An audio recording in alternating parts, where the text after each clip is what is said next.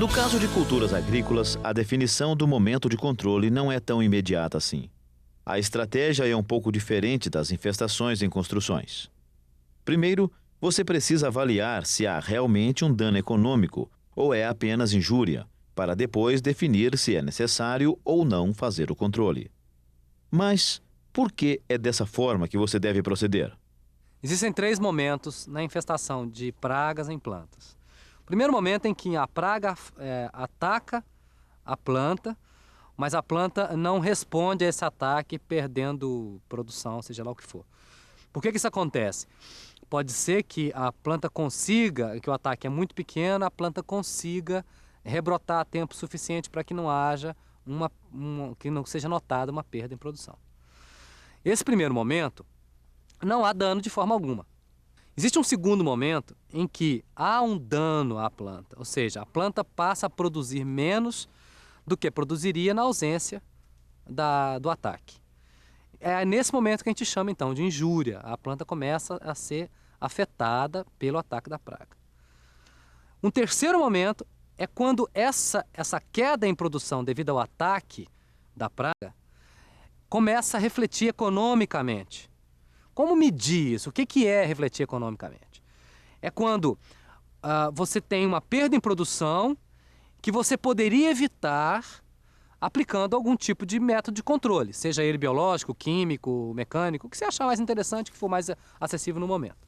Segundo as explicações do professor Og, é fácil perceber que nesta estratégia de controle é importante definir o nível de dano da cultura, ou seja, a partir de quando você começa a se preocupar com a hora de fazer o controle. O cupim pode atacar e danificar diversas plantações, como cana-de-açúcar, arroz, eucalipto, forrageiras e outros. Para a cana-de-açúcar, espécie mais atacada por esta praga, qual é o nível de infestação aceitável? No caso específico de ataque de cupins à cana-de-açúcar, o dano biológico que a gente chama de injúria, ou seja, o momento em que a cana começa a sofrer e a responder ao ataque de cupins, ocorre aproximadamente em 30% de infestação. A partir daí, você começa a se preocupar com o momento de fazer o controle. Pode ser acima dos 30%, em 40% ou 50% de infestação. O que vai determinar é o dano econômico, ou seja, é necessário ter a certeza que fazendo o controle, você atingirá um determinado valor de produção que compensará economicamente aquele gasto que você teve com o controle.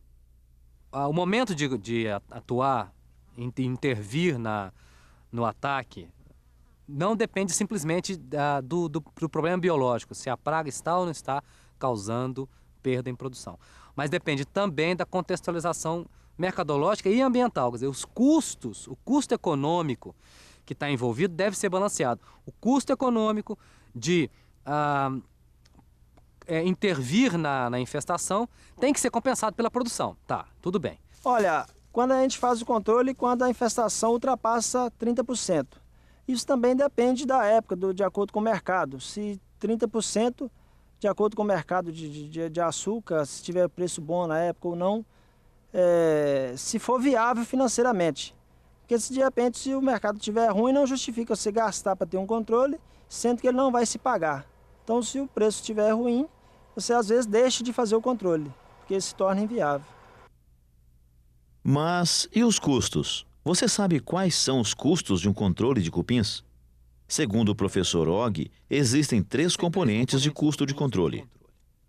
O primeiro componente é o preço, o custo em si do agente controlador. O agente controlador é o inseticida, é o controle biológico, o agente de controle biológico qualquer, tudo isso tem preço. Isso é o agente controlador. Também tem parte do custo é a mão de obra que vai ser gasta para aplicar esse agente controlador. Isso também tem preço. Somado a isso, há que se ter também noção do custo ambiental. Quanto representa de poluição, por exemplo, a aplicação daquele sistema. Seja poluição química, como a gente conhece ela, ou a poluição biológica de estar interferindo no sistema com um novo agente de controle biológico, por exemplo. Tudo isso é custo de controle. Uma vez somado esses 3 custos, então você começa a ter uma noção de quanto você é obrigado a gastar para recuperar aquela produção perdida pela praga. Se o produto estiver no mercado, naquele momento, com um preço compensador, com preço alto, então certamente isso vai compensar. Mas quando o produto atinge preços muito baixos, então a estratégia é permitir um dano maior à planta, simplesmente porque você tem que atingir um determinado